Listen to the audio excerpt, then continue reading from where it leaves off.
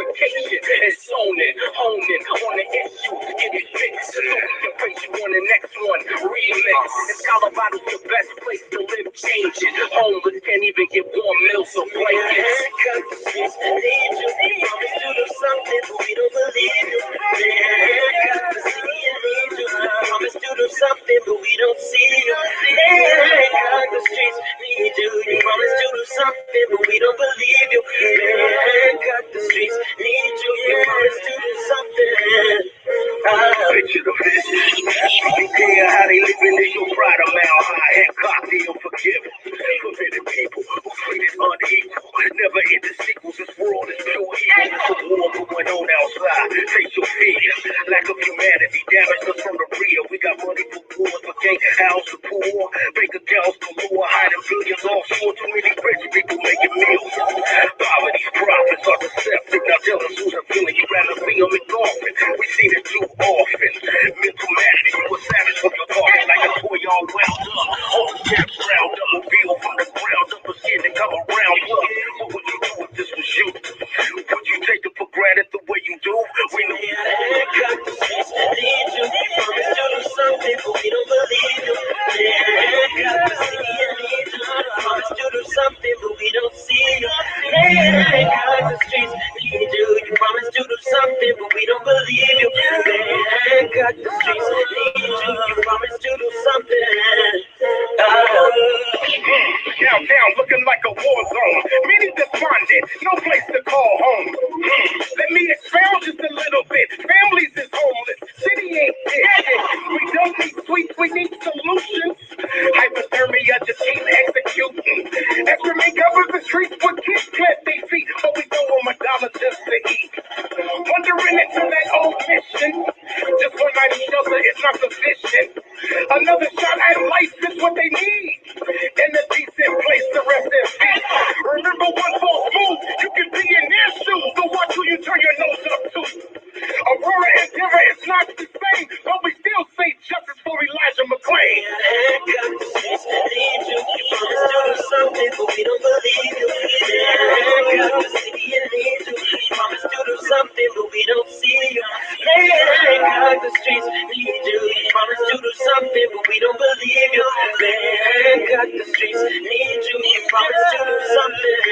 The evidence, you've been hesitant and negligent to protect the residents and unhoused veterans. So if you're traumatized, you can learn a lot from the lessons of life, how to provide protection. The message to the mayor, please understand, this is a Arapaho youth in Cheyenne land and a pandemic. Citizens are dying, man. No place to use the toilet or wash their hands, and no safe outdoor space to shelter in place. The facts you gotta face, you can never erase.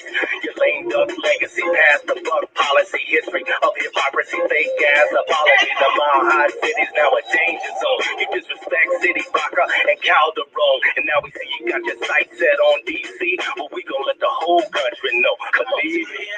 Got the streets, need you. You promise to do something, but we don't believe you. Got the city and need you. You promise to do something, but we don't see you. Got the streets, need you. You promise to do something, but we don't believe you. Got the streets, need you. You promise to do something.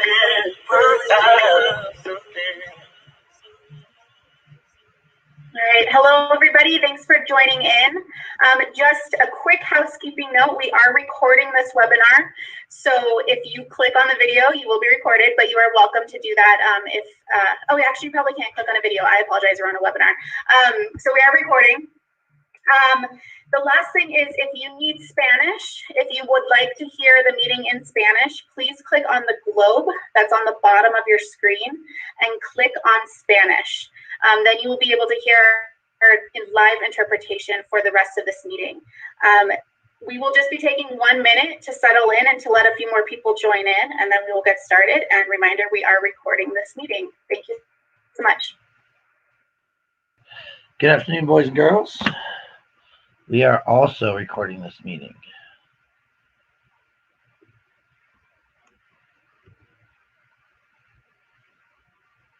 I don't know.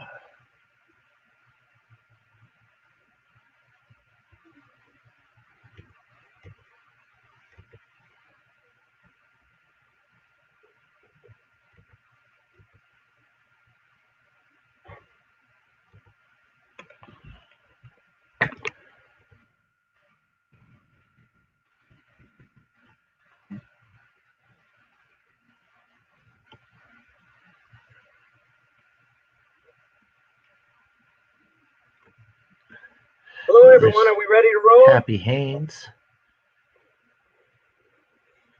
I guess we're not in the stream, but that's all right. We are hopefully able to show you Civic Center Next 100. This is the first public meeting happening in regards to Denver, Colorado, and all that is Civic Center Park. Hopefully the screen doesn't flash too much on you. All right, I think we can go ahead and get started. Laura, do you want to give one more explanation of how to change the language to Spanish? Yes, so it also looks like we have an ASL interpreter here, which I wasn't aware of, so I'm going to try and get her connected as soon as possible. But then we also, if you would like to hear the Spanish, there is a globe on the bottom right that you can click on Spanish. If you just are listening to English, you do not have to do anything, but you can also click English and you will hear the right feed. Thank you so much.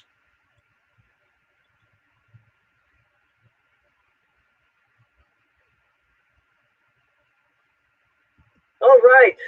Well, welcome everyone to the Civic Center Next 100 public meeting. We're so glad to have all of you here tonight. My name is Happy Haynes, and I'm proud to be the Executive Director of Denver Parks and Recreation. It is my pleasure to start with a very important and traditional acknowledgement. Denver Parks and Recreation honors and acknowledges that the land on which we reside is the traditional territory of the Ute, Cheyenne, and Arapaho peoples. We also recognize the 48 contemporary tribal nations that are historically tied to the lands that make up the state of Colorado. We honor elders past and present and the future, and those who have stewarded this land throughout generations. We also recognize that government, academic, and cultural institutions were founded upon and continue to enact exclusions and erasures of Indigenous peoples. May this acknowledgement demonstrate a commitment to working to dismantle ongoing legacies of oppression and inequities, and recognize the current and future contributions of Indigenous communities to Denver. With the kickoff of the Civic Center Next 100 project, we continue to honor the responsibility to be good stewards of this open space. And I want to thank specifically Denver City Council and the Denver Indian Commission for creating this important land acknowledgement and allowing us to use it.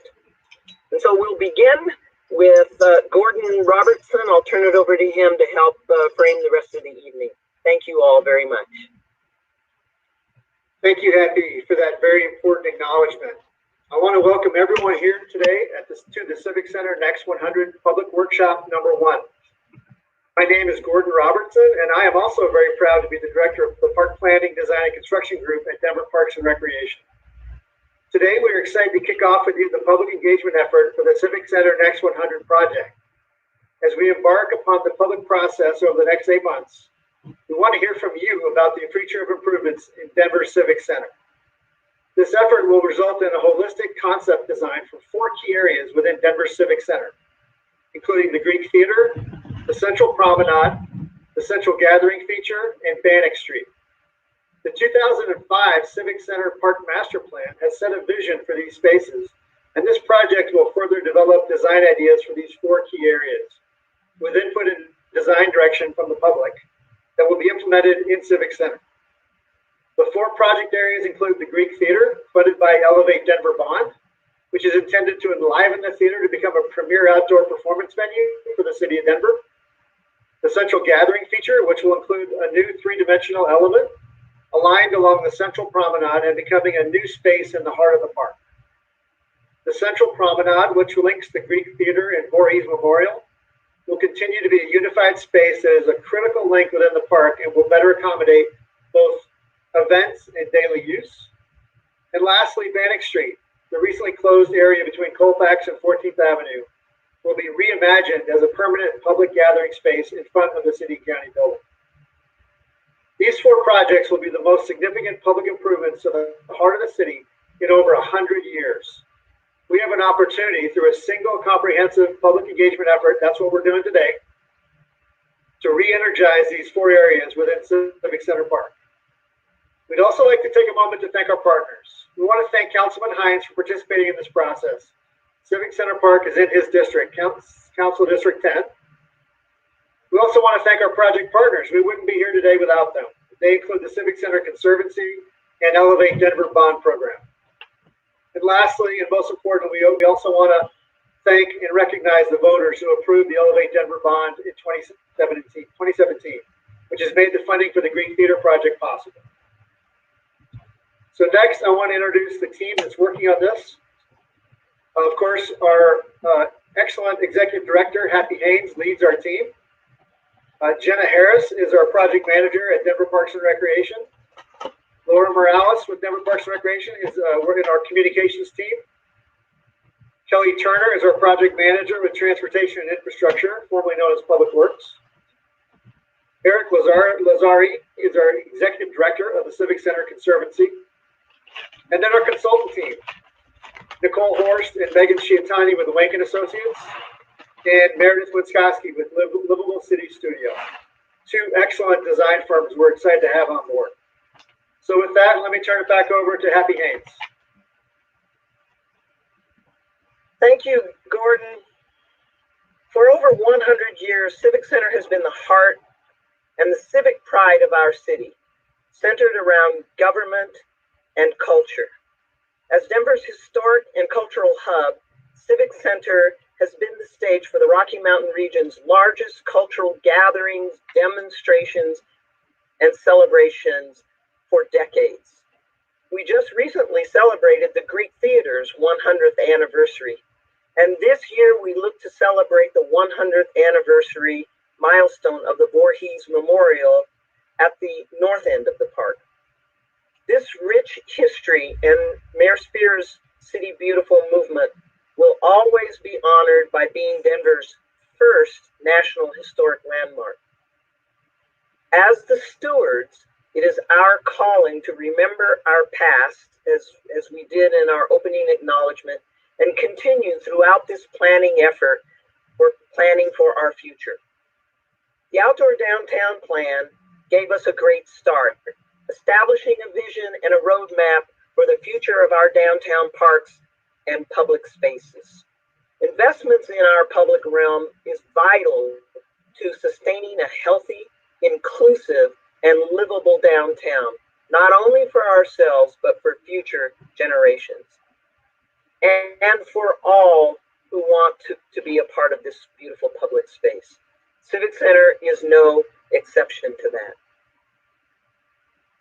With the momentum of the Bannock Street closure just a few months ago, as part of the Phase 1 transformation, we are redefining our public realm and rights of way as places for people, interwoven into the people places of Civic Center.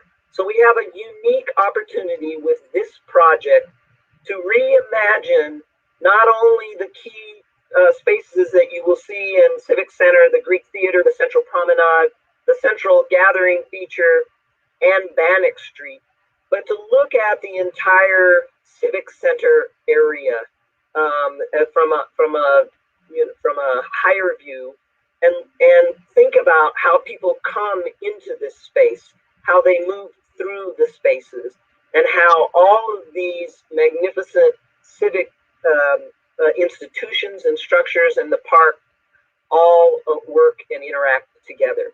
So we have a very exciting once-in-a-lifetime opportunity for our generation to set the table for the next 100 years and to bring new energy to a culturally and historically significant public space in our city. So in embarking on this historic opportunity for us to reimagine the next 100 years in the Civic Center space. We are so fortunate to have fantastic partnership with the Civic Center Conservancy, with the support of Denver voters and Elevate Denver bond that begin this process to rehabilitate the Greek Theater into a premier performance venue as it was imagined in the Civic Center 2005 Master Plan. And of course, we can't do this alone and are leaning on partners not only at the Civic Center Conservancy, who will be alongside us throughout the process, helping to guide this process and beginning to write the next chapter of Civic Center and implementing the vision not only of the outdoor downtown plan, but also the Civic Center Master Plan. And we're excited to have you as partners and so many organizations and individuals and stakeholders who care so deeply about our city, about the downtown core of our city, and what this tremendous civic space means to all of us. We're excited to collaborate with all of you on what I view for me personally, and I hope you do too, as a legacy project. For our city and for Mayor Hancock's administration, this is truly a generational opportunity, a once-in-a-lifetime opportunity. And so it's my pleasure to hand it over to our key partner in this endeavor, Eric Lazari, who is the Executive Director of the Civic Center Conservancy. Eric? Thank you so much, Kathy. We at the Civic Center Conservancy are thrilled to be kicking off this process with our partners and friends of the city. Our partnership exists because Civic Center is a special, unique asset to our community and deserves both public and private attention. This is truly a monumental moment in the storied history of Civic Center as we build on the foundations set forth by the community-supported master plan and bring those visions to life. We sit here today at the start of a process where over the next several years in phases of work, we'll collectively evolve Civic Center and shape it for generations to come. For over 100 years, Civic Center has been the heart of our community. It's a place to create memories, a place to preserve history, a place of respite, a place to gather. This is a place where community celebrates a Super Bowl victory, where it sees fireworks to kick off the Independence Day celebrations. Last summer, we saw Civic Center come alive with the Black Lives Matter demonstrations and protests. It's the home of dozens of First Amendment activities every single year. These large-scale celebrations and protests are what Civic Center is most known for in the current era. But Civic Center is also a neighborhood park to the Golden Triangle, to Cap Hill, to downtown Denver.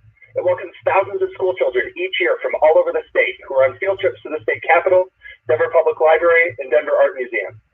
It is where unhoused neighbors feel safe and can receive a lunch and connect to services. It's a place where city workers gather for a Friday lunchtime soccer match. A place where food entrepreneurs start their empire with a food truck. A place to experience public art, some nearly a century old, and others that pop up like the Black Love Mural Festival last summer. It's a place that, despite all of this, still needs work if it is truly to be a place for everyone, every day. As we kick off the Civic Center Next 100, we are asking you to share your thoughts, ideas, and passions about this place that is special not only to Denverites, but people across Colorado, as well as visitors from across the globe. You will help shape Civic Center for the next 100 years. What a legacy you can leave for people today and generations to come. It is critical to this process that you help shape the conversation. We will have some questions that we will ask you throughout this presentation. We'll have significant time at the end to address any questions you may have. Please use both the Q&A and the chat to help drive this conversation. I will now hand it over to Jenna to walk us through tonight's agenda. Great. Thank you so much, Eric. We are absolutely thrilled to be here with you all this evening and to hear from you about the future of improvements to Civic Center. For today's agenda, we will first walk you through how this Zoom webinar works and the opportunities to provide feedback, as Eric mentioned. Next, we will have you participate in a series of live polling questions so we can learn a bit more about who is here with us this evening and how often you visit Civic Center and what brings you to the park. We will then walk you through the vision and principles for the Civic Center Next 100 project. At the end of the presentation, there will be plenty of time for questions that will be answered live by the panelists. This is truly the most important part of the webinar, and we are looking forward to hearing from you. We are really excited to hear from you about what questions you have for the team and this project. Questions that we can't get to this evening will be recorded and answered in a frequently asked questions document following this workshop. Lastly, we'll walk you through the public engagement schedule and next steps for staying engaged in the Civic Center Next 100 project. I will now hand it over to Meredith. Thanks, Jenna. So we just want to start with a few kind of housekeeping things and how you guys can share your feedback throughout this webinar. So I think as it was said at the beginning, this webinar is being recorded, and then it'll be made available after the presentation. During the presentation, the way you can interact with us is using the chat interface to answer open-ended questions. So we're going to ask you questions throughout the presentation, and please use the chat feature to answer some of those. The panelists will be able to see those chat answers, and we will be reading some of the responses back to you throughout the presentation so you get an understanding of what other people are, the feedback they're providing as well.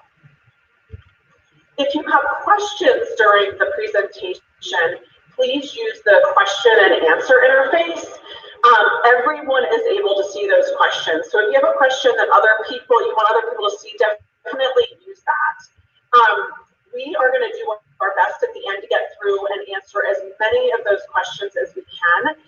If we do not get to yours, we will be putting out an FAQ at the end or after this meeting that really digs in and answers all those questions.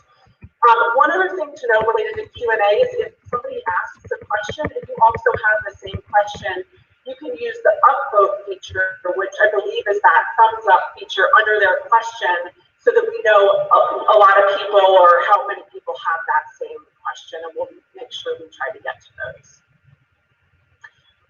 We'll be doing some live polling throughout the presentation, so that should automatically pop up on your screen, and hopefully everyone will participate in those. We'll also share the responses as we go. So we're going to dive right in and show you how that works and get an understanding of who is here joining us tonight. So the first question we have for you guys is, how often do you go to Civic Center? So thinking about kind of pre-COVID time, did you visit Civic Center multiple times per week, once a week, maybe a couple times a year, only a few times a year, or do you rarely go to Civic Center? We'll just wait a few seconds here and give everybody a chance to share how often they go.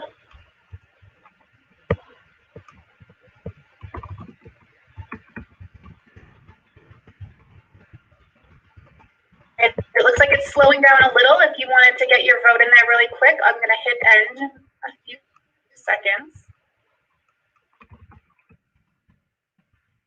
Okay.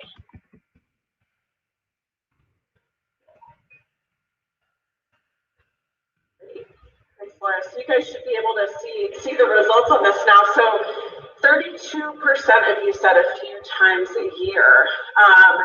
And then we had a couple times a month, multiple times per week, and once per week. So actually a pretty even spread throughout all that. And then 6% of you guys said rarely go to Civic Center. So we'll share a lot of ideas tonight about hopefully getting people there more often.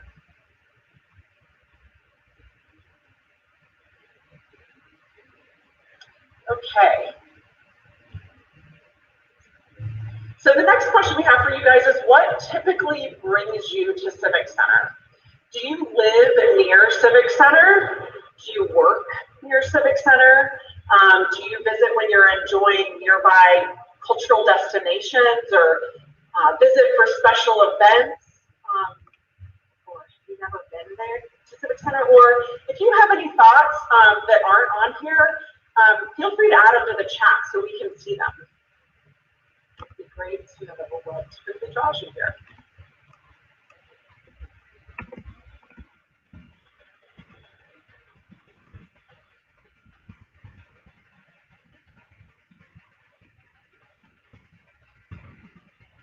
All right, it's starting to slow down, so get in your last votes.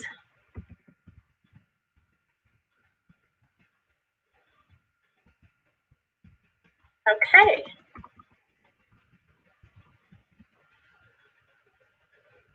So probably pretty consistent with the question or the answers we saw before, that most people, 59% visit for special events or festivals.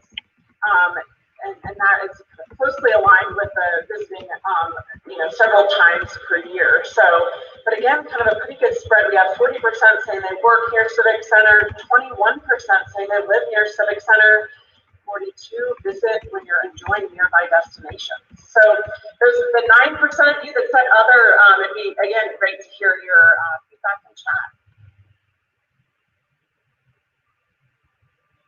Nicole? Thanks, Meredith. It's exciting to hear that you guys love Civic Center as much as we do and go there. And I think as we have put this vision together for the next 100, what has really driven a lot of the work that we've done to date is this idea of everyone, every day. And how do we really make this a place that people go to more often? Our vision that we've put together is improvements to Civic Center will catalyze new activity and animate the heart of Denver. The transformation of 4 key areas will fulfill past planning visions and elevate Denver's first national historic landmark for the next 100 years with new daily energy, world-class performances, and events. We are, as Gordon talked about at the beginning and happy, we are focused on 4 integrated projects that are part of the partnership between the City of Denver and the Civic Center Conservancy. And each one of these is an outdoor room unto itself, but it's also really important as we're thinking through this project of how we can link these together to really create a strong vibrancy within the park. So Bannock Street is the first one, which is between 13th or 14th and Colfax. Thanks, Meredith. The Central Promenade, the Central Gathering Feature, and the Greek Theater. And because most of you have been here, I'm pretty sure you know where all of these sites are, but we'll walk through them here in a little bit more detail. So Bannock Street, on the next slide, today, in the past, it was the street in front of the city and county building, and it was closed as part of the phase 1 improvements to traffic.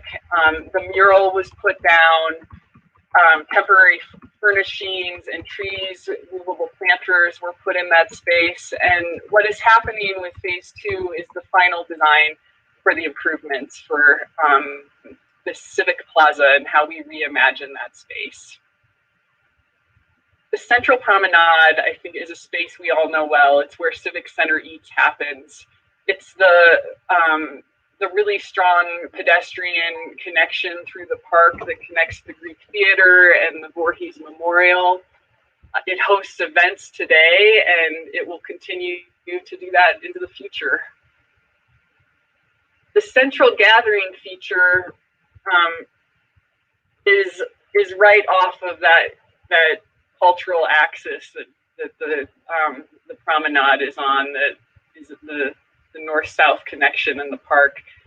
This is where the flower gardens are. You see the image on the right of the Pride Celebration Gardens, the seasonal gardens that change and really draw people into the park.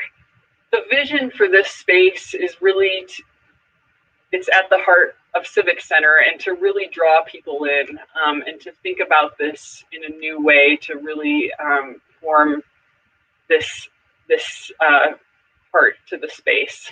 And we'll talk about the future here in a little bit more once we get into the presentation.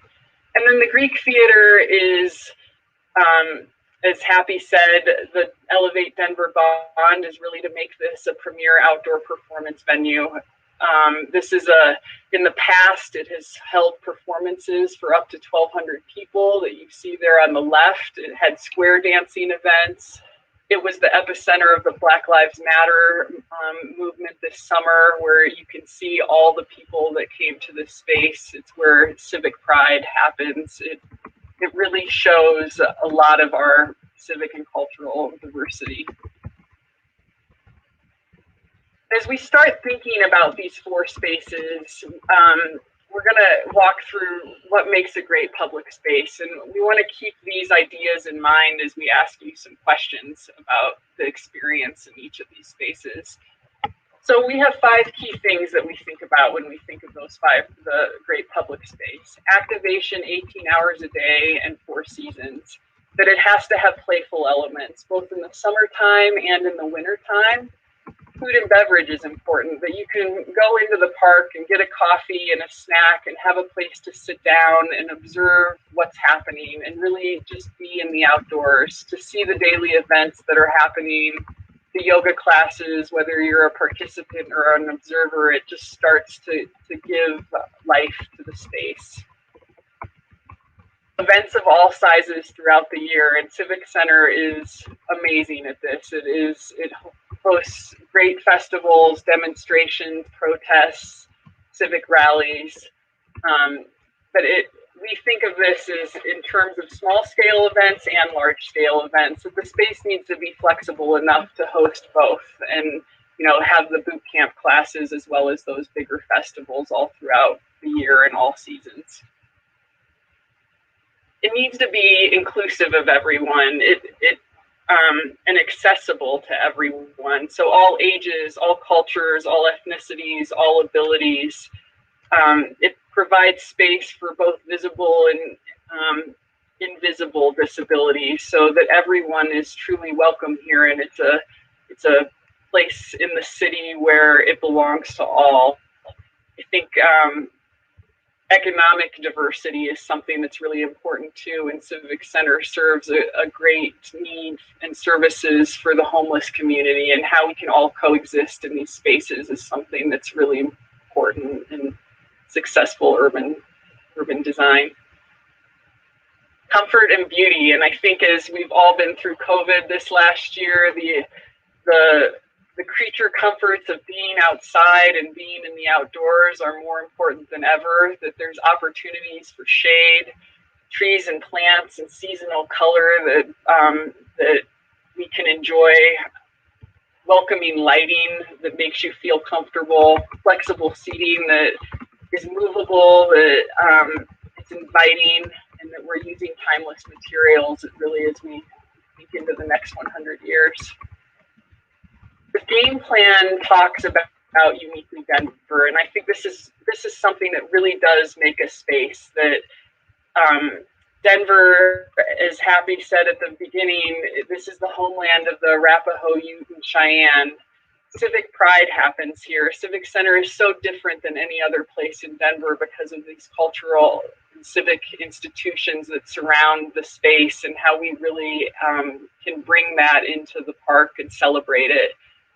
Civic Center has historically been a place for marginalized voices, the Black Lives Matter movement. It has a legacy of disability rights with the Gang of 19, local businesses, and really our Western frontier culture and our outdoor culture as Coloradans. How do we really make this space unique to Denver and to who we are as a community? Those playing along at home, the Gang of 19 connects to Miss Carol. Principles that really reinforce the vision that Nicole just went over. It really will help guide the designs that we're doing. So I'm going to give you an overview of the 5 principles, and then we're going to go through each one in a lot more detail and ask you guys some questions about them. So the first one is to really focus on making Civic Center a place for people, making it welcoming and engaging for everyone. This is about being inclusive of everyone, all people, all abilities, the economic diversity that Nicole mentioned, children, residents, visitors, and really focusing on the experience for everybody. The second one is elevating civic Center as a destination centered around cultural and community anchors and activities. The last three of our principles have more physical design implications that will help guide us moving forward. So celebrating the historic significance, incorporating real resilient design, and reinforcing those physical and visual connections. So our first principle, to enliven Civic Center as a place for people, create a place that is active, engaging, welcoming, and comfortable to everyone every day. We have looked at some of the data from 2019 that really digs into the events at Civic Center and McNichols. Just to understand, it's kind of one data point where to understand kind of how many people are coming into and out of Civic Center. And how can we kind of build upon that? So as you can see from these charts here, there's a lot of events that happen within the park and at McNichols, and a lot of people that are coming to the event. So some questions we have, and we'll explore through this process, are how can we get these people to stay longer? And how do we get people outside of these times to really activate the space 365 days a year? We've been exploring ideas around that and how do we activate that? What could be incorporated into Civic Center to get people here all the time or make sure they're staying around all the time? So things like summer interactive water features that could potentially transition to holiday displays or ice rinks over the winter, table games and rentals.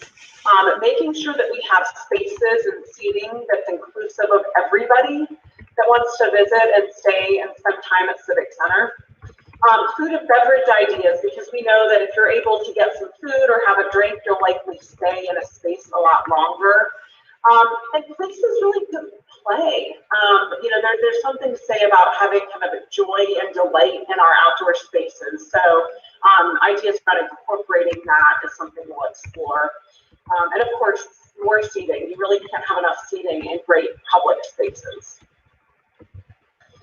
Principle 2 is to elevate Civic Center to form a prominent destination centered around distinct cultural and community anchors. So there's a lot happening today in the park, a lot of really wonderful things, from exhibits like the Daniel Eckelman exhibits, the Tree of Transformation, but also the murals, the Black Loves murals that were done recently, the Ai Weiwei exhibit, and also Cinco de Mayo. These are cultural events and destinations and activities that happen at the park today that we can really build upon through this. Some other ideas we've started to explore are things like sculpture, really iconic pieces of art in the park. Could be water, it could be art, or it could be a destination, a food and beverage destination that is more iconic. The premier outdoor performance venue, really thinking about how we elevate the theater to that, or having a really destination water feature that is desirable and draws many people into the space. But they can also be temporary experiences, whether they're temporary play elements, rotating art exhibits, or installations that honor people or communities. These are all ideas that we will explore through our process. So what we're going to do is dig into each of these spaces, each of the kind of 4 spaces a little bit more, and share a little bit more detail with you guys and ask you some questions about them. So as we think about Bannock Street, the vision here is to turn it into a great civic plaza. And the outdoor downtown provided some great guidance around this, the desire to create a large civic event space for festival programming. And so while Bannock serves much this way today, this further reinforces the need and desire for it to function that way in the future as well. The recently completed Denver Moves Downtown plan reinforces that Bannock needs to remain a key bikeway because it really serves a lot of cyclists into and out of downtown on a daily basis. So this is another kind of key design parameter we'll be working with them as we move forward. And also thinking through the public safety and the limited vehicular access. So as Nicole mentioned earlier, you know, the phase one improvements are in place. And so these design parameters really guide the final design as we move forward. So a question we have for you all is what would you most like to experience in Bannock Street Plaza? So we're going to launch a live polling here that I think just popped up on your screen. And some options that you'll see are temporary movable recreation. So these ideas of pickleball or a half sports court. Unique winter holiday displays for more cultural performances, fitness classes, large-scale art installations. I shared some interactive water feature ideas, or simple things like grabbing a bite to eat or meeting with others, whether it's friends or family or coworkers in the outdoor space or shady areas. And last but certainly not least, areas for kind of playful fun and joy or whimsical elements. So I believe we're asking you to select your top 3 here. You know, and if you have any other ideas that are not listed here, please share them in chat.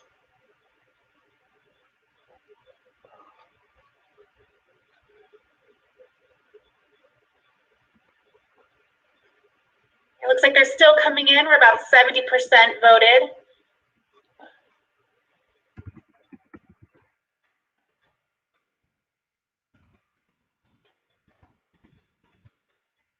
Okay, they're slowing down a little bit. So if you're still picking your top 3, go ahead and hit enter. I'm going to end it in just a few moments.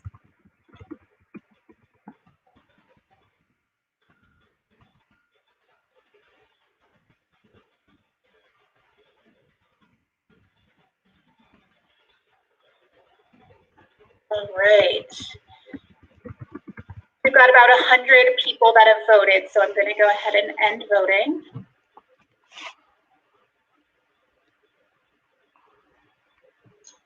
Great, thanks, Laura. So you guys can see the results now. So it looks like the top 2 were cultural performances and grabbing a bite to eat. So what's interesting about this is that it really kind of balances this idea of you know, destination or kind of events and performances, although they could happen every day as well, I guess. And this idea of kind of eating and the food and beverage, which is more of an everyday activity. So, but there were a number of other ones that came in kind of close after that. So thank you for your feedback.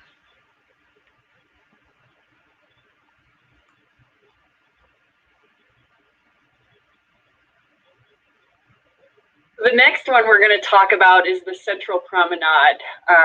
So this is the pedestrian connection between the Voorhees and the Greek Theater. It's where Civic Center Eats happens. And the 2005 and 2009 design guidelines have really given us some good guidance for this space. It is going to remain an important space for continuing to host large-scale events, but we can think about how we can elevate that. How can we add supporting infrastructure that really helps make it more feasible for those events? It's an important pedestrian corridor. It's the cultural axis in the park. So how can we update the materials to make it last into the next 100 years? So rehabilitating it, but really thinking about the historic patterns that are on the ground. So our question for you for this space is similar to the last one. What would you like to experience along the Central Promenade? And you can select up to 3 here and also put things in chat. So temporary artful furnishings or planters. So this idea that they can move around. A seasonal shade canopy. It's hot in Colorado. community programs or events, so markets, cultural festivals, parades, a fashion show, fitness classes, seasonal events or a display, lawn games like ping pong or shuffleboard or twister, chess, listening to music on an outdoor speaker system, working outside on your laptop with community Wi-Fi, a celebratory civic banner display that really could connect to the things that are going on in the city. And then we have the other that you can put additional ideas that you have, which we would love to hear in the chat.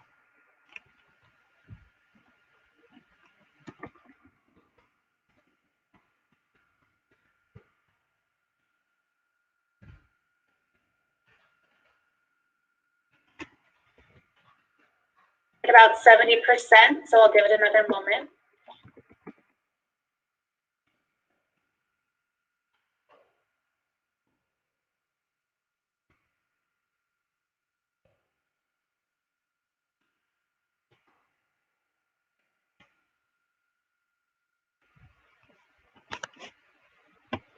And it's slowed down a lot, so if you have your last vote, I'm about to hit end.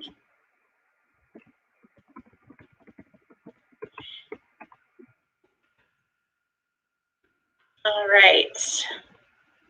So, folks, in our chat, we're talking about things like temporary visits. The top answer here is community programs or events. So continuing really what it does today and how we think about that infrastructure is going to be really important. Seasonal shade canopy was right up there too, which totally agree how we can make the space feel comfortable in the summertime. Telling people that they need composting and recycling and Wi-Fi infrastructure. Hey, guys. Now we'll move on to the central gathering feature. So the bar is set really high for this. The design guidelines in the master plan call for a three-dimensional design element in the center of the park. So really finishing this cultural axis through the park that's formed with the promenade and connecting those spaces. It's important that we keep the views to between the state capitol and the city and county building, using complementary materials that respect the historic character, integrating it with the promenade. And as we've talked about this as a team, something that's really exciting to us is this idea that if you're on your United or Southwest flight coming into Denver or visiting or you're leaving, that you're reading about the top 5 things that you needed to do in Denver, and this puts Civic Center on there. That whatever this is something that really draws people and visitors and residents into the heart of the city. So as we think about that, it could be art, it could be water, it could be gardens, it could be a botanical display that's interactive. So our question for you is really open-ended on this one. We're so early in the design phase that we really do want to hear from you about what your ideas are for this space, and thinking about things that you've done in other cities or seen in other cities that might be something worth exploring, or if you have a new idea of something that could happen in this part of the park. And so we'll give you a little bit to write in some chat answers, and we'll read a couple of those.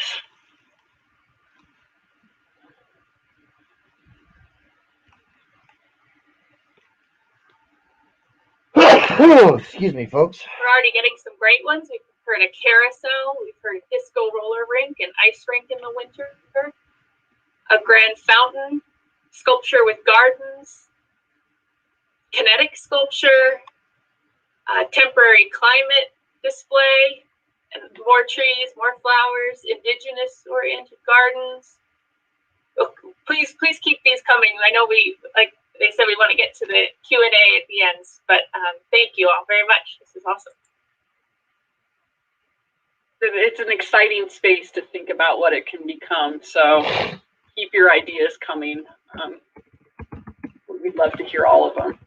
So the last space is the Greek Theater, and really making this a premier outdoor performance venue.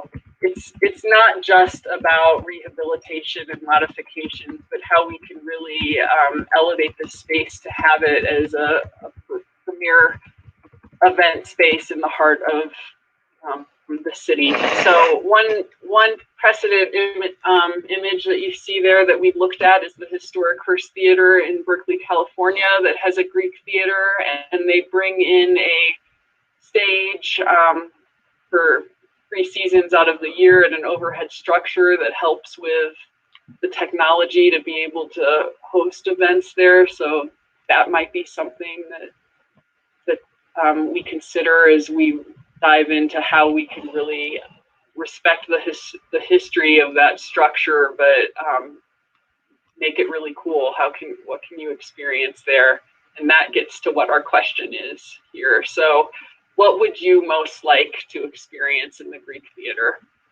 And you can pick up to 3 on this multiple choice question, and you can certainly, again, write things in chat if there's something that's not on this list. So local musical concerts and national touring performances, plays, theater, dance, or performances, so ballet, all kinds of things that could be in that category.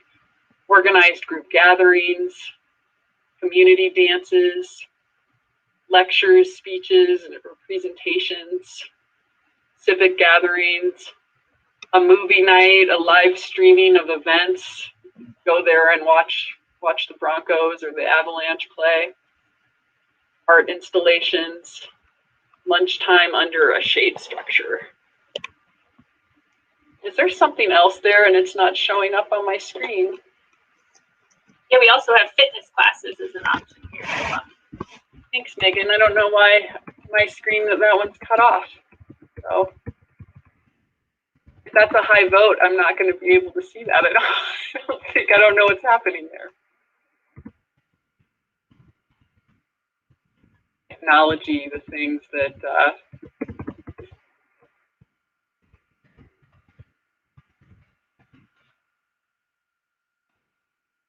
Okay, we're at 75%, a few more moments.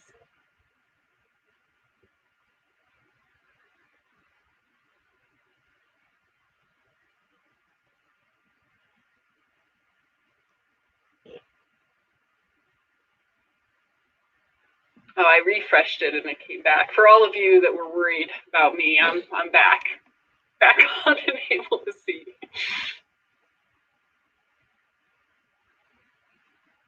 Okay, it's slowing down. So if you've got your vote to get in, do it now.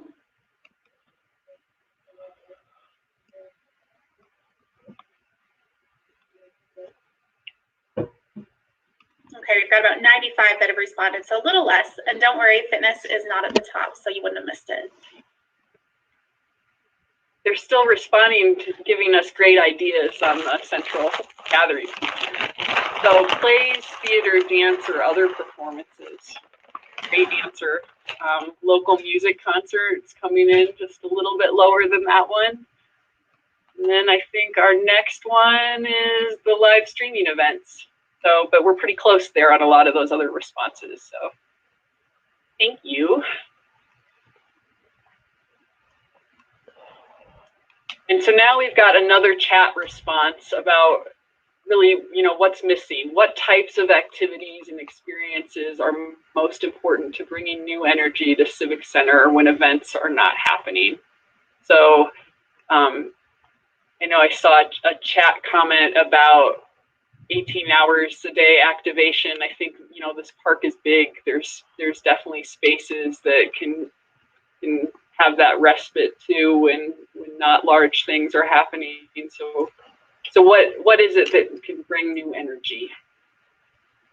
We're already getting some great ideas. We've heard permanent food and beverage. Some Greek theater events include salsa under the stars and stand-up comedians, science presentations. We've heard a children's playground.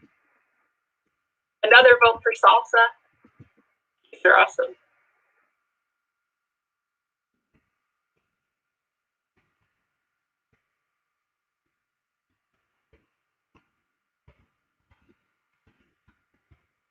Right, to read a couple more. We've got an artist's row, speaker's corner. Now they're going so quickly I can't keep up. Chess, and an amateur's observatory. I'll please keep these coming. Thank you.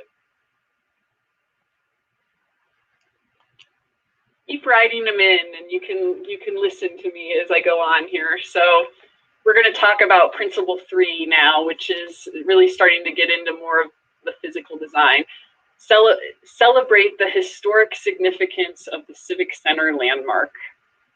So Civic Center is it's the only historic park in the city of Denver. So that's really something to celebrate and acknowledge and continue forward into the future. We have a lot of design guidance to build our ideas around, going all the way back to the early 1900s with the Edward Bennett's plan that was focused in the City Beautiful movement to the most recent 2005, 2009, 2017 outdoor downtown plan that give guidance to how we can form and revitalize these spaces in the park.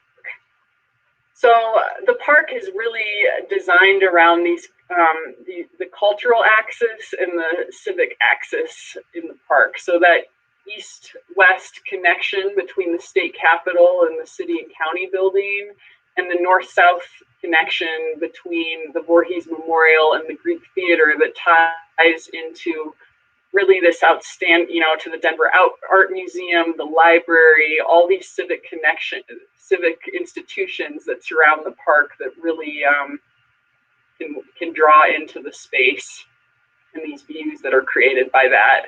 There are also vertical changes that are historic in the park with the balustrade wall that forms in the center right around that central gathering feature. So the upper terrace is at the Broadway level and it steps down to the lower terrace, which is where Bannock Street sits. So we really need to think about accessibility as we think about these spaces, how we can move through them and link them and connect them to the park. The 4 integrated spaces, again, that we're talking about, we've highlighted those, and you guys have given us some great feedback about them, how we think about the infrastructure for the park and elevate it into the next 100 years as we look at these spaces is really important. And history is not something that's just set in the buildings and sculpture. It can really be something that ties into new technology. So the light displays that happen at the civic buildings around Civic Center are so incredible. And how can we think about bringing some of that light into the park? That they could be artful architectural lighting that starts to tell stories about the history of the space, that can really be immersive, using reflective materials that can put designs on the ground plane that start to tell some of those stories of the history in the past. And it can also be something that's interactive as you're in the park, whether it's signage, it could be paving patterns on the ground, it could be, Civic Center is a place where a lot of school buses come here for tours, and how we can start to get kids involved with the history that has happened in the park and the stories that it has to tell over the 100 years that it's been here, and the people and the culture that is also so rich in the park. So we've got a question for you again. This one is a polling question, so you get to pick your top 2 of how would you like to experience history within the park. And I think you guys, you've got such great ideas. I'm guessing you're going to have even more to put in the chat on this one as well. So the historic, or using projection and light to highlight historic elements, historic signage, self-guided tours with mobile applications, historic elements or text integrated with park elements. And is that other? Mine fell off again. I think that's the other in chat.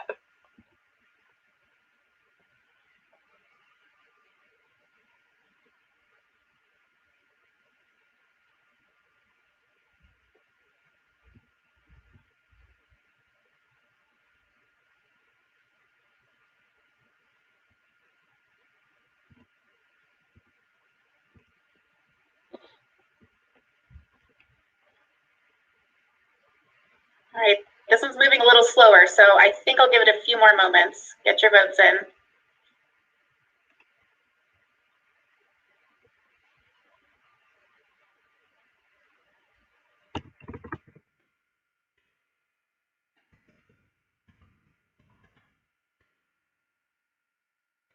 Okay, so we've got a little over 80 votes. I'm going to go ahead and hit end. It might be some write-ins that are coming that I think if you close the poll, you can still write in chat. You won't be locked out of participating that way. So the number one answer at 65% was historic elements or text integrated with park elements. And I'd say all of these are pretty high. So using projection or light, it was at 52, and 41% are the self-guided tours with mobile applications.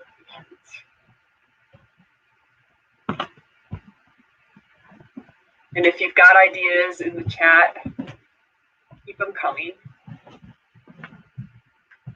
Our fourth principle is thinking about the next 100 years and resiliency. So incorporate resilient design to ensure Civic Center is a model for successful urban ecology, sustainability, and long-term vitality for the next 100 years.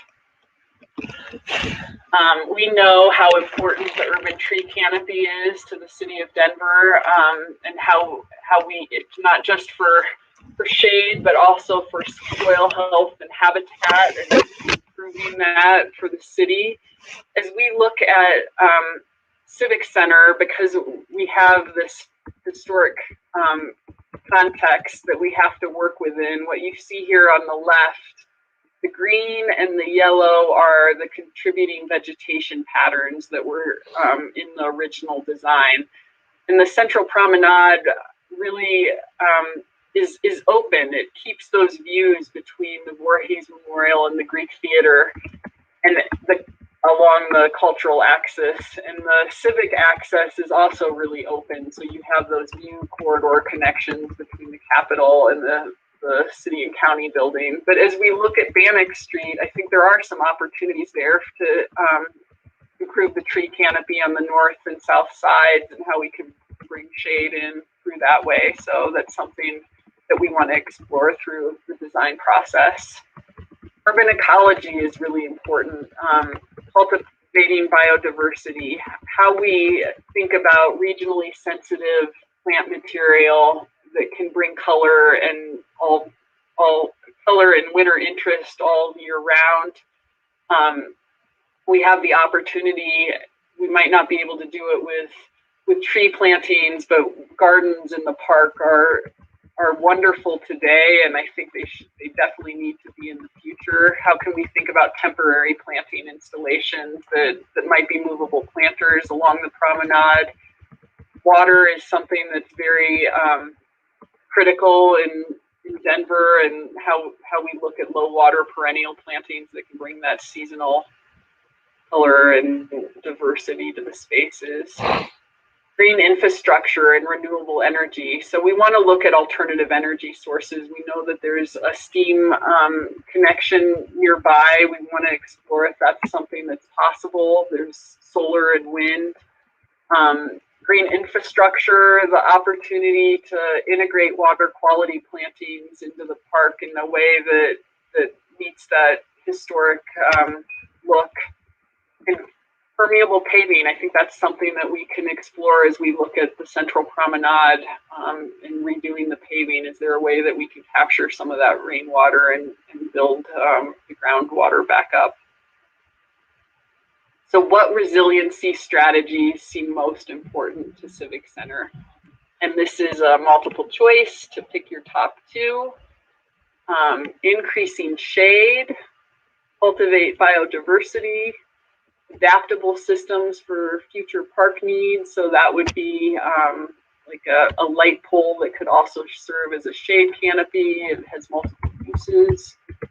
Green infrastructure, renewable energy sources, incorporate low water planting, mining for all ages, and always put things in chat too.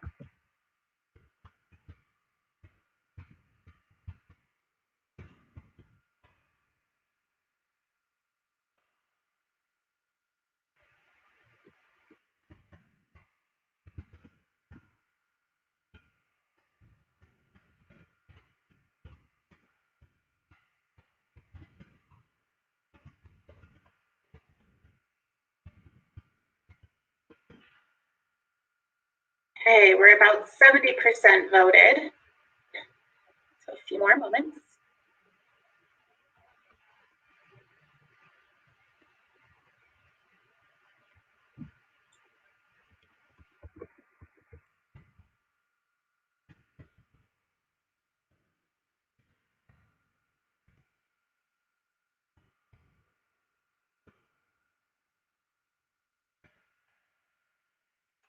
Okay, I'm about to hit end.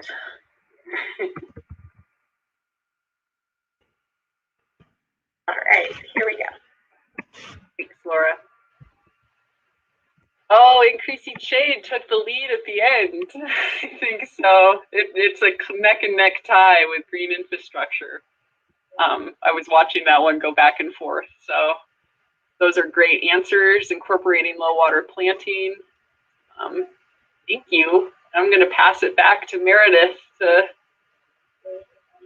get going. Go through the last principle. So we have one more principle, one more question for you guys, and then we are going to get to Q&A. So I think there's going to be some interest in this one just based on what I'm seeing in chat. So this last principle is unify Civic Center by implementing citywide connectivity visions to link to surrounding cultural, recreational, and civic spaces, and reinforcing physical and visual connections to the surrounding district. So we have taken a look at kind of the broader connections and sort of mobility connections surrounding Civic Center. And while obviously none of them go through Civic Center, there are a number that go around. Bannock Bikeway, as I mentioned before, will remain along Bannock and is, again, a key critical kind of north-south gateway for bikes. We have the proposed metro ride extension, as well as a proposed protected bike lane along Broadway. So while those are not in place today, they are planned for the future. So we are definitely considering those through our design work. And certainly the 5280 loop as well. That doesn't touch Civic Center or go through it, but it's really nearby. And so thinking about how we start to capture some of those people moving nearby and around Civic Center and drawing them in. And we've looked at some of the nearby cultural destinations and other land uses. The blue buildings are the governmental buildings, so I think everyone knows that there's a lot of those surrounding the park. But there's also the great cultural assets on the south side of the park. So presents a real great opportunity to draw some of that programming into the park, or to draw those visitors and those users of those spaces into the park. On the residential front, there's certainly not as many residential uses or buildings around the park. There's one planned nearby, and some others on the south side. But that's really a key part of our consideration as we're thinking about how do we activate the park on a daily basis, and also provide almost more neighborhood park kind of uses within Civic Center, so it's a real draw for the nearby residents. But part of that is getting people to the park. And we know that the roads around the park are a real barrier. Colfax is a barrier, Broadway is a barrier. But this effort will kind of explore how we get people to the park. And so while the scope of this effort isn't specifically looking at the roadways, what we do want to understand from you all is what would make it a better experience to get to the park.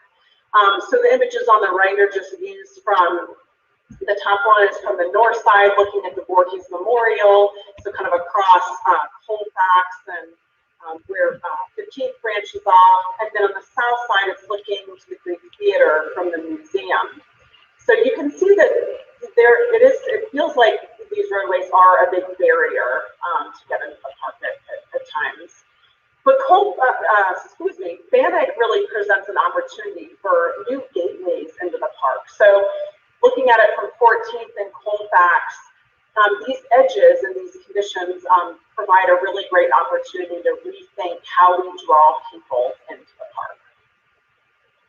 So with that, we do have a question for you guys, and it's how can we reduce the perceived distance between the park and neighboring destinations and improve the experience when connecting to the park. So, as I said, we know the roadways are a barrier. While we're not specifically looking at the roads as part of this process, we definitely want to hear from you all about what would make it better. So there's definitely the other option here to put something in chat, but a few thoughts we have, and some of them are programmatic and some of them are more physically oriented.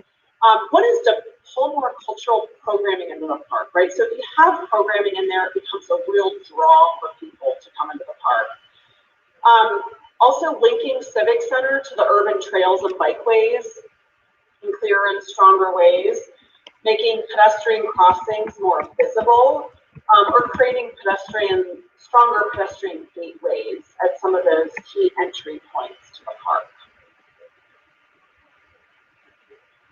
So again, this is our last polling question. After this, we're going to go to Q&A. So share your thoughts, and then we'll get to some of your questions.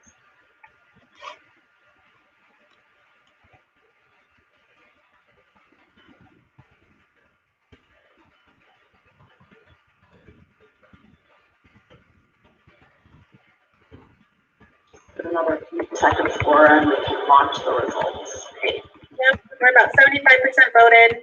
Wait a few moments.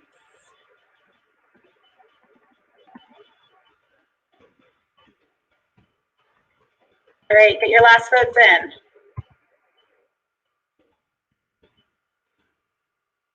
I'm going to go ahead and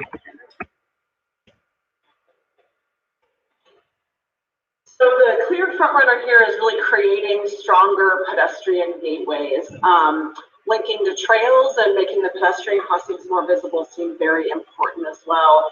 A few things in chat I saw about the speeds of the cars and parking were other desires to kind of reduce this perceived barrier. So thank you all for that feedback.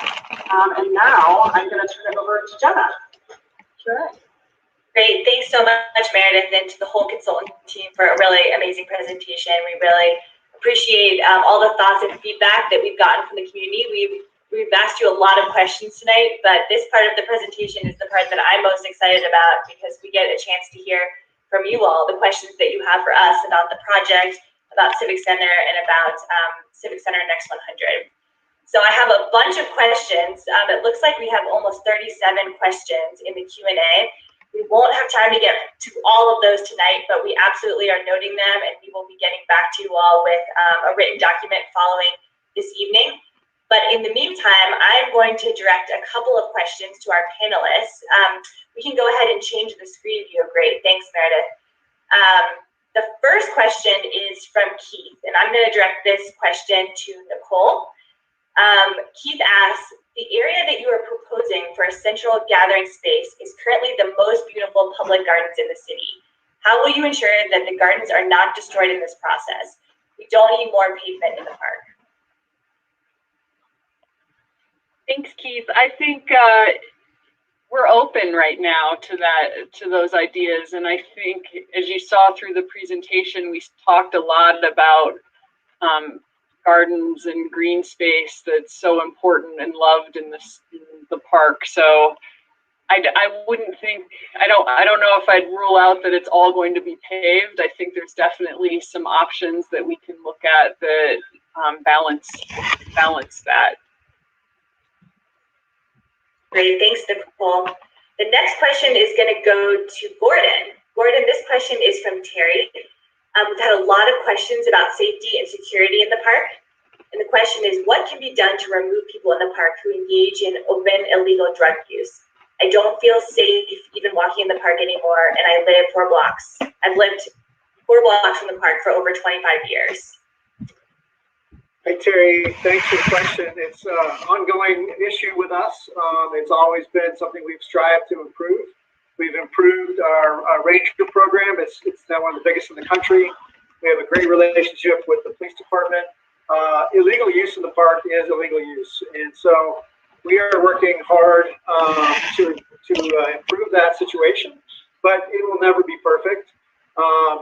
But we will continue to work on it, and we will continue to think about that as part of our design process in this project as well. Great, thank you, Gordon. The next question is going to go to Mark Bernstein. This question is from Bradley, and Bradley says that they used to go down to the park during the holiday season to view the lights at the city and county building, but the closure of Bannock has made that very difficult. Is it possible to reopen Bannock during the holiday season so people can drive by, park, get out and look at the holiday lights? Great question, Bradley. Thank you so much for posing that. There's a lot of history to this idea of closing Bannock to vehicles and in turn creating a grand civic space. There's been a lot of good planning that's been done with our partners in the Department of Transportation Infrastructure as well as Parks and Recreation, looking at our parks and public spaces downtown, particularly Civic Center. And with some of the last slides that Yard has shared with us and even the polling, we understand that the streets surrounding Civic Center are really one of the greatest challenges in us, making Civic Center what we all dream for it to be, is because they really are barriers, and providing those kind of connections and links are really important. And even as the folks responded tonight, looking at Bannock as a gateway into the park, I think is a tremendous opportunity. We're really excited about how Bannock can become some type of grand civic space to continue to support all the events and activities that we enjoy.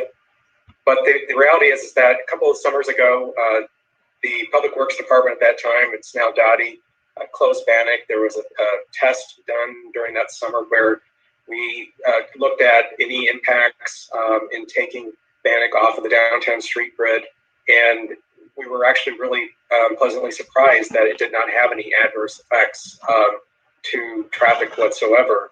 And so, that idea really became the basis in which we then implemented the first phase of the Bannock Street closure this past summer. And that was the first step as we are now looking at the permanent transformation into, again, transforming Bannock into this public space. We recognize that the city and county building during the wintertime, the way it's adorned with lights, it has been a tradition for so many. And we were really excited about the opportunities to continue to grow in that tradition. And we saw that this past winter when there was the festival in the middle of the park. And that's just the beginning. We'll continue to build on that, and really excited to create new opportunities and create new traditions. Okay, thanks for that, Mark. The next question is going to Happy, and this question is from Paz. The question is, in an effort to further honor Indigenous territory, the removal of racist statues was key for some activists for understandable reasons. Is there a reason, or is there a way to commission an Indigenous garden with flora, food, indigenous to this territory, and a statue or art installment that honors the territory with actual tribal input, commissions potentially by tribal peoples?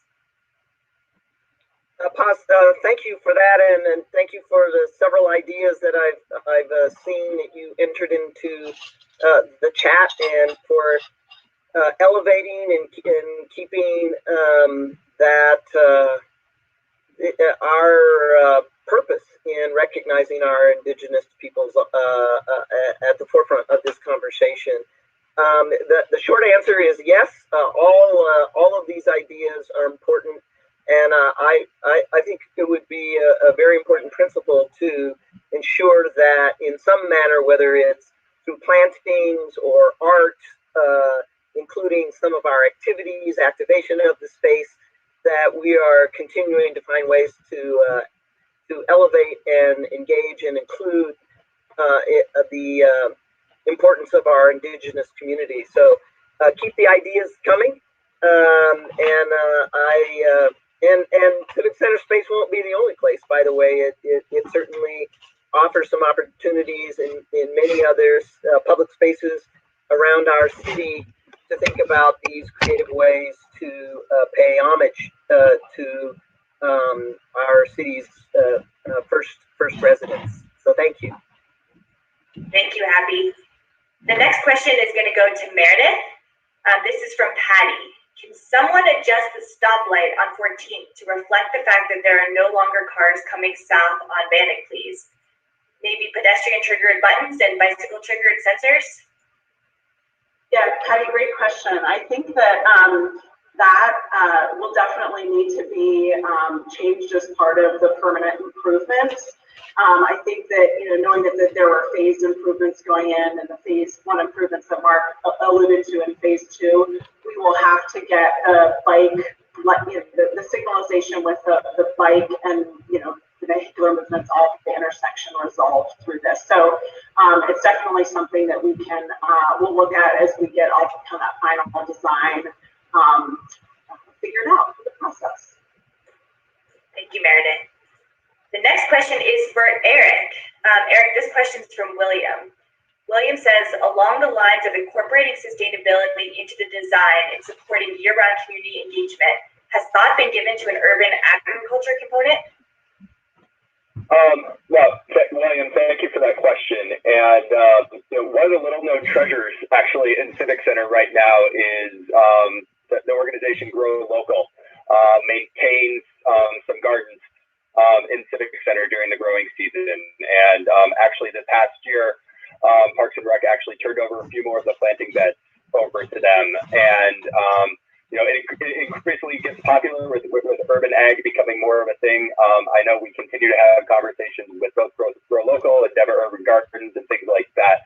And so, like a few other people have said, there's a lot of ideas on the table, and we're not ruling anything out right now. But certainly it's a great way to an alternative to some of the colorful plantings in horticulture that we do. Great, thank you, Eric. And Eric, I'm actually going to direct this next question back at you. This question is from Tony, and Tony's thinking about clean restroom options for events. His 4-year-old really needed to go to the restroom while enjoying the holiday lights, and they were scrambling to find a restroom.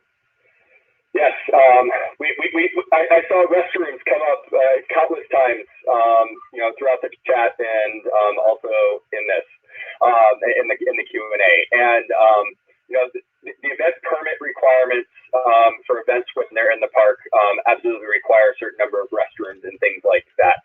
There are certainly some challenges this year with Chris Kindle in particular. Because of COVID regulations, the restrooms had to be inside the fence line, and so people visiting a holiday lights didn't have that. But we hear loud and clear, and I know our friends at the city do as well, about the need for more accessible public restrooms and things like that. And I think that's heard, and we'll continue to pursue that. Great, thank you, Eric. The next question, let's see here. My question and answer is jumping all around since we've been getting so many great questions. Let's see. This question is going to go to Mark Bernstein.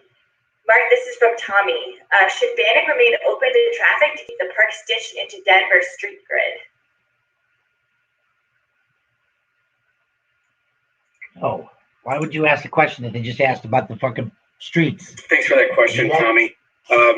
As I was mentioning in responding to the other question, exactly, there's been a lot of studies that have been done through the Department of Transportation and Infrastructure, where they're looking at traffic studies and understanding the role of Bannock within the downtown street grid. And through that street closure that occurred a few summers ago, where the street was closed for a couple of blocks, the traffic patterns were studied very closely, and in turn, what was realized is that it did not have a major or adverse impact. Instead, Dottie has identified that Bannock really is a key connection, a key corridor, bike corridor, I should say, into downtown. And so as we are looking at the phase 2 permanent transformation of Bannock into a pedestrian way, a bikeway, as well as a grand civic space, we are going to be looking at those kind of mobility facilities as an integral part of the design. Great, thank you, Mark. The next question is going to go to Gordon, and this is from Ozzy.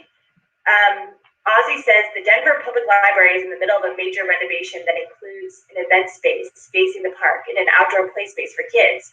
Are there any master plan ideas to tie into what they've got underway? That's a great question, Ozzy. Absolutely. We are working very closely with the Denver Public Library on their plans, including the outdoor space that will be fronting on 14th and looking at the backside of the Greek Theater. We're excited to help them realize that. And your question is exactly right. How do we integrate that wonderful new amenity and then all the renovations taking place across the street? So I think it begs the question of what 14th wants to be. It's a very high-speed street right now. And I think our goal would be to see how we can reduce and remove cars between those two spaces so that it better works with the new Civic Center, Greek Theater, and all the other amenities in the park. So that's something we're going to be looking at. It's not part of our project per se, but it's something that we want to ensure that it has further consideration.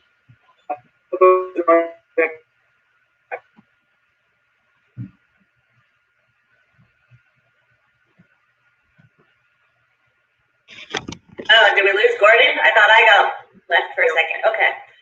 All right. Well, while we're waiting for Gordon to come back, I have a question for Megan. Megan, this question's from Lynn, and Lynn's asking about sculpture in the park that people can interact with, maybe including water with gardens, like some of the plazas that you see in Rome. What are the opportunities to create places where we can feature sculpture, water, and for places for people to sit? That's a great question. I appreciate it. We've got some great guidance from the 2009 design guidelines and the 2005 master plan to help inform what's going to happen, especially within that central gathering feature, that being some sort of potentially permanent addition to the park. Gardens are specifically noted as an important component to the future for that space, as well as water in some shape or another. And places to sit and rest and feel comfortable. So the form that may take can go any number of ways, and that's really why we're going through this process to understand what would best serve the space. But we're also looking at opportunities for temporary sculpture and temporary art elements, especially those that can be interactive and constantly changing, ensuring that you've got a different experience within Civic Center from one visit to the next. Great. Thank you so much, Megan. And I think with that, we are out of time in terms of answering questions, but please keep them coming for the next few minutes. We will be sure to answer as many as we can following the workshop. And I think Kelly will now walk us through our next steps.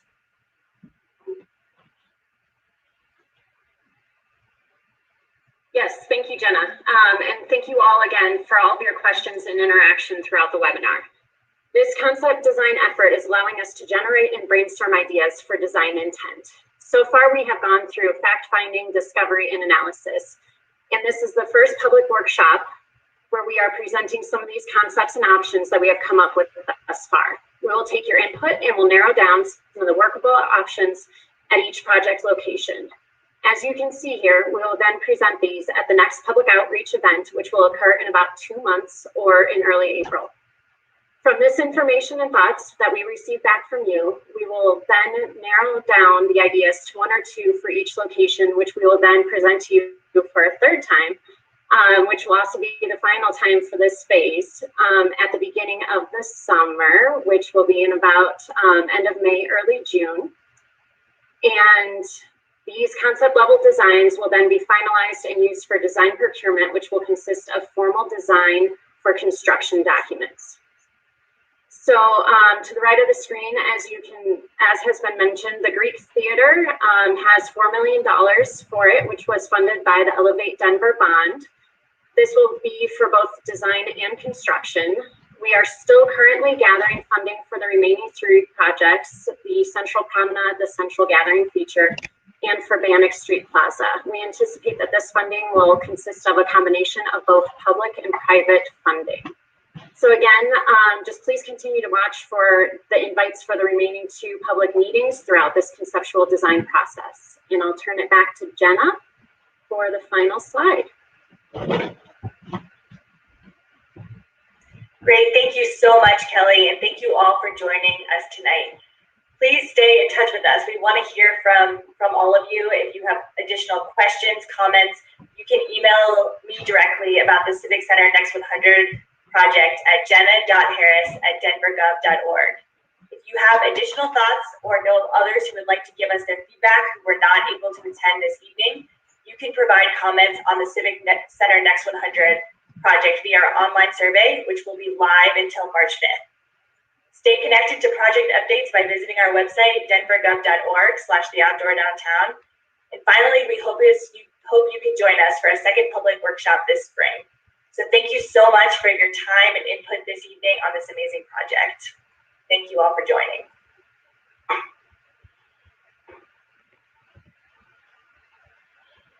Well, there you have it, folks. That is the first meeting for the Civic Center Conservancy.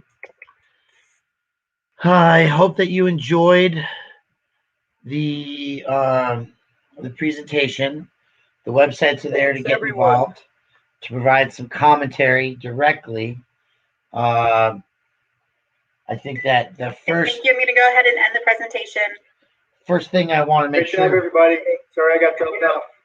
Thanks, everyone. Thanks, Laura. The first thing that we want to remember is that we are seeking to provide input. So go ahead and get on those links found in the description. Go to the Survey Monkey. Think about what it means to serve 100 to 300 people a day where there's no place to put the garbage, where they're trying to attract people where there's no water to drink, there's no bathrooms to go in. And how important is that for the next 100 years of the city and county of Denver? This is your chance to provide some input, folks. Thank you so much. Have a great day.